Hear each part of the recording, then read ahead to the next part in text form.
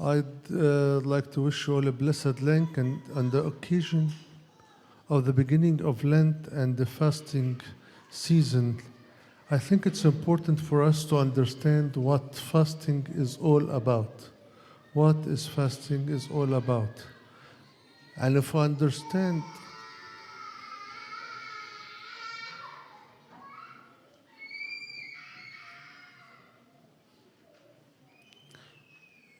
understand what fasting is all about, then we will know why is it important to fast, why it is a big mistake not to fast.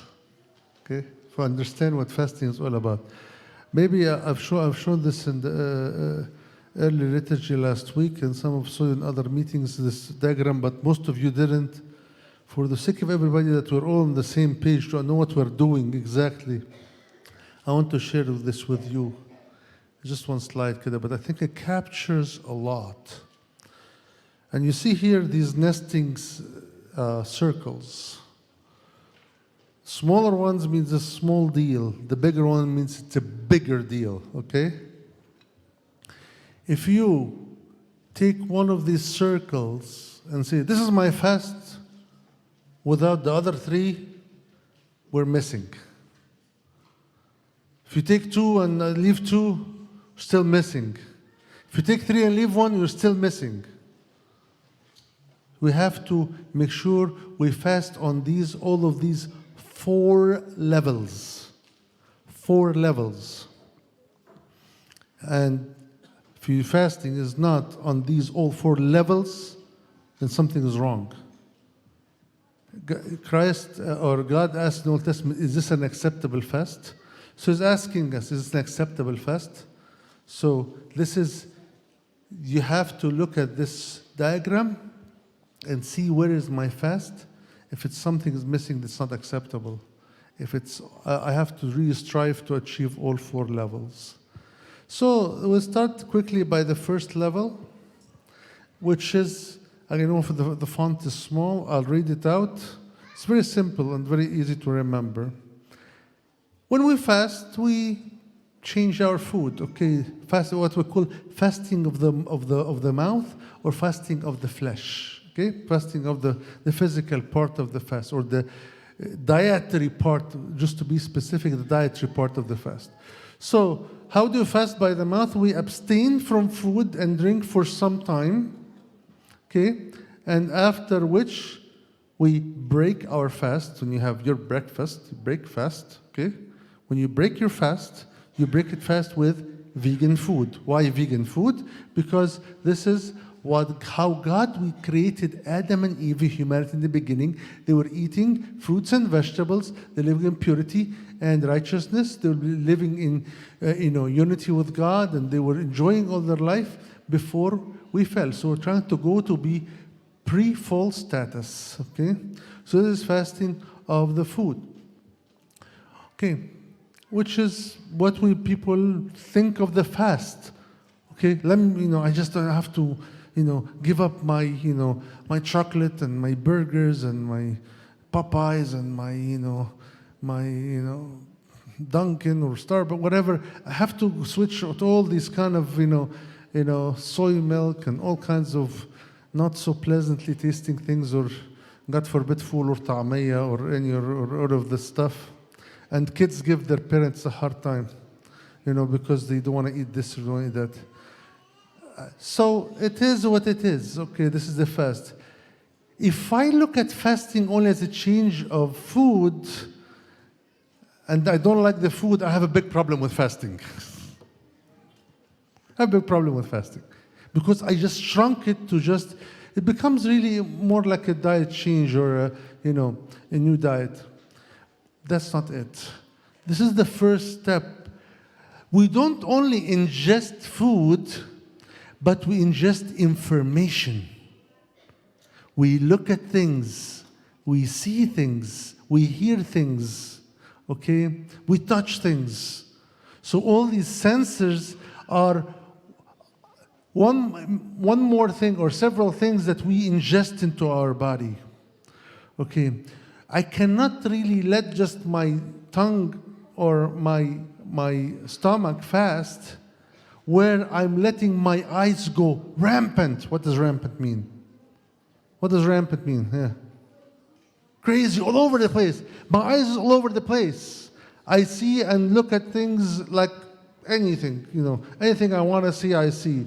My ears are also totally free to listen to any lyrics, any bad language, anything. I'm just letting all this stuff come in and come in and come in. If you fast, you have to not only fast from the food, but fast by controlling the tongues, the word, the things we say, the things we see, and tongue, the eyes, the ears, from every sinful thing. So ask yourself, did my eyes start to fast or not? Did my ears start to fast or tongue? Are the words I'm saying, are they fasting words? What are there fasting words? Yes, there are fasting words and there are not fasting words. There are fasting things to see and not fasting things to see, and so forth. You have to be able to control. I'm going to talk about self-control in a minute, few minutes. We'll just go through this. Now, when you ingest all of this, all this information, all this, what the media's, you begin to think about things. Where do we get our ideas? What inspires us? What pushes us to do, to do certain things and think about certain things? It is the mind now. This is the next level of fast. The mouth, then the senses, and then we have to go to fast of the mind. How to purify our minds from, and sanctify emotions and thoughts. I have to clean this. You can be fasting when your thoughts are all over the place again. I have to be able to control my thoughts and say, that is acceptable for me to think about, and that is not acceptable for me to think about. Then we take it one step up, So fasting of the mouth, fasting of the senses, fasting of the mind, fasting of the heart. Okay, what is fasting of the heart? Where is your heart here? What does it have inside? What does your heart have? Abuna says, lift up your heart. What does the heart have? Yes. Huh? It has all your emotions and feelings, and all the things that preoccupy us, When somebody has a lot, on their heart, says this person looks like he's heavy-hearted. Heavy-hearted doesn't mean has a big heart, a heavy physical heart. Heavy-hearted means has a lot in their life. So I have to really make room for God. God looked at David and said, I searched David's heart, I found it according to my heart.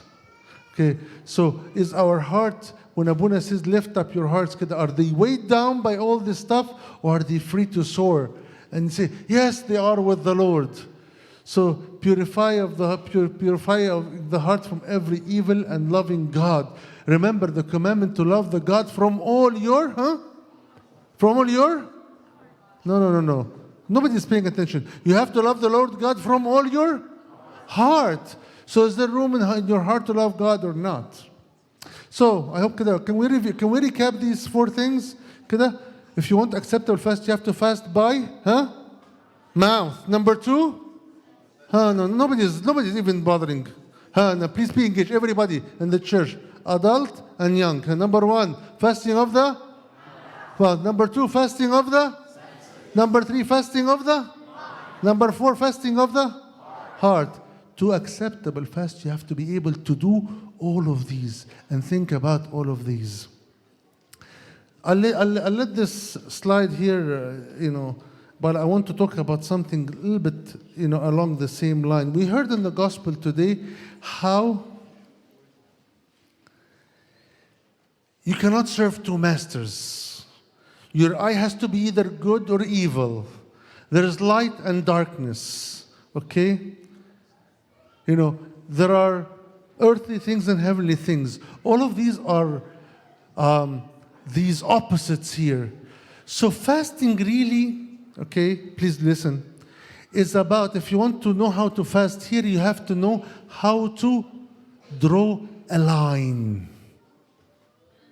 How to draw a line and have a clear line. let's say, for example, fasting of the mouth. There are some foods that are fasting and some foods are not a fasting. It's very simple. If you want to observe your fast, you have to see this food. Is it fasting or not fasting? And draw the clear line. Now, we like to gray things out and have there's gray. No, it's a line. The food cannot be fasting and not fasting at the same time. It cannot be fasting and fasting. Or this is a borderline. There's no borderline. It's either fasting or not fasting. You cannot abstain and take a little food and no, I'm still abstaining. You have to abstain or break your fast. The same thing. The same thing with what you see. Some things I can look at. Some things I can never look at. Some things I can listen to. Some things I can never listen to. Some thoughts I can think about. Then some thoughts I can never think about. Some feelings I can have in my heart. But some feelings I should never have in my heart. I should really be clear about them. So, self-control is very important. And this is really what fasting is all about. The objective is not to change food, but the objective is to control myself. To control myself and control my will. So I know how to say yes to this and no to that. If I can control what I eat and drink, I can say no to other things. Like substance abuse, like habitual sins, like, hurtful media, hurtful things, and so forth. I can say no to harmful music and all kind of evil entertainment. When we get close to God, when we love Him from all our heart, we become satisfied. And the book of Proverbs talks about how the filled soul or satisfied soul treads upon honey.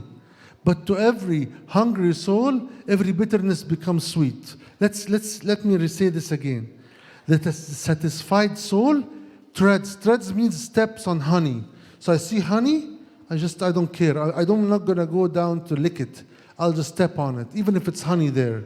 But to every hungry soul, any bitterness becomes sweet. If I'm hungry, I'll accept any bitterness. I'll think it's sweet because I'm so hungry.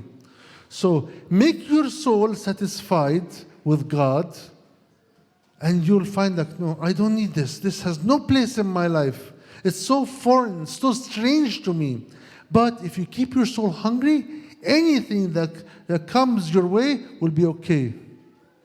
And when we accept everything that comes our way, we let it in. What do we become like? What do we become like if you let everything in? What's one place where you can put everything in?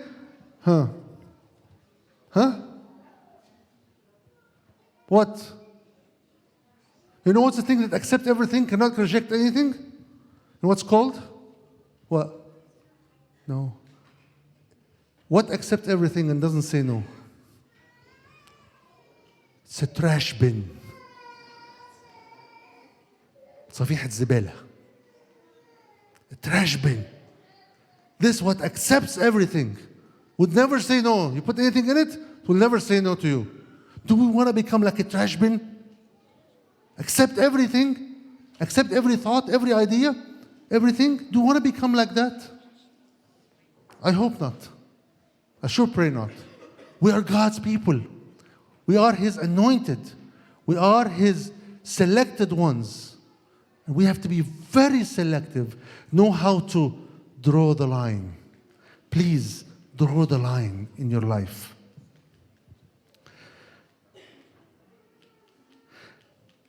By fasting, we put food and drink on the back burner. We don't worry about too much. This is what we said today. Do not worry about what you eat, what you drink, what you wear. All these things, the world seeks that. But seek things that are higher. By not worrying about food or drink, just eat any simple thing, we have better things to focus in our lives. Prayers, fellowship, service of the needy, service of the poor, spiritual growth, and so forth. Fasting, as we said in the beginning, return us to what we were before things really took a wrong turn.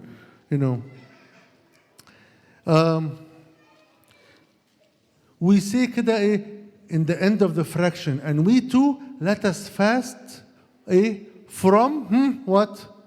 All evil. Let us fast from all evil, okay? With purity and righteousness. By fasting food, it has no impact on my behavior. If fasting is food only, it has no impact, does not change my behavior. But when we fast this way, then we can fast we can say with Abuna, Amen, yes, I'm fasting from all evil, from all sins, in purity and righteousness. I want to become back to have the purity and righteousness, simplicity, joy that Adam and Eve had before they fell.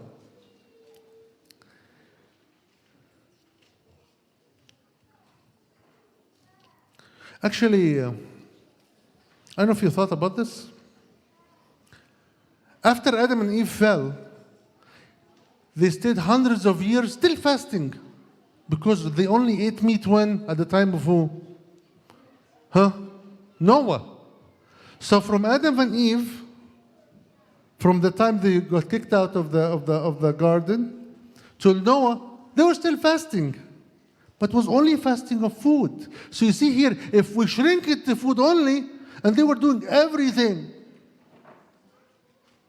and was so much evil until God was so upset. That's why the flood happened. Why the flood happened? Because people progressed in evil, and their evil reached the heavens. So people could be fasting by food only and still doing other things. We don't want to be fasting by food only. We want to fast by food, senses, mind, and heart.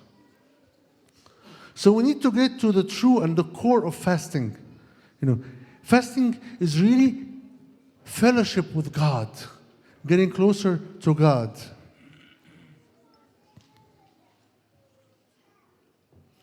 So how can I be close to God? Always close to God. I don't want to be separate from God or be distant away from God. If we realize what fasting is, you'll know how important it is. Jesus Christ, we say in the Psalm 150, Jesus Christ fasted for us. Actually, I don't think the translation is really accurate. I think it's fasted on our behalf. Okay?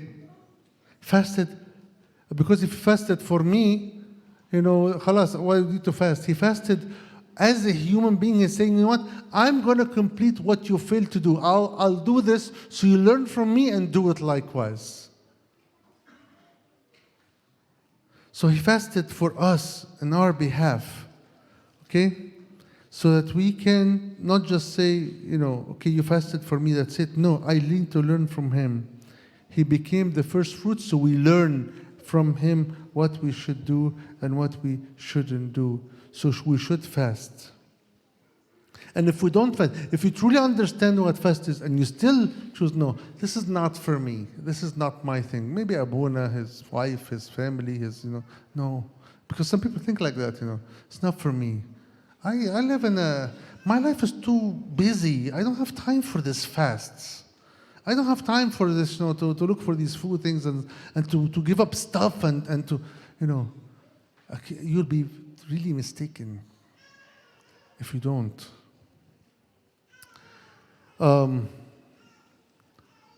Imagine a soldier in combat, okay? And he was given all these very, very cool weapons, or very, very very effective and very powerful weapons. And then he's being attacked. And instead of using his weapons like the way he was trained or the way he was instructed, he puts his weapons down and tries to fight very primitive way.